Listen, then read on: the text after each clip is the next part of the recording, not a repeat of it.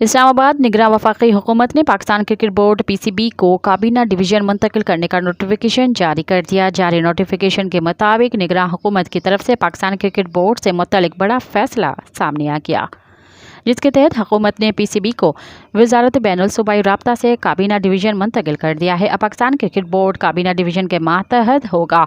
फैसले के बाद PCB का इंतजामी कंट्रोल अब बराह रास्त वज़ीर आज़म ऑफिस के मातहत काम करेगा और पाकिस्तान क्रिकेट बोर्ड अब वजारत को जवाबदेह नहीं है।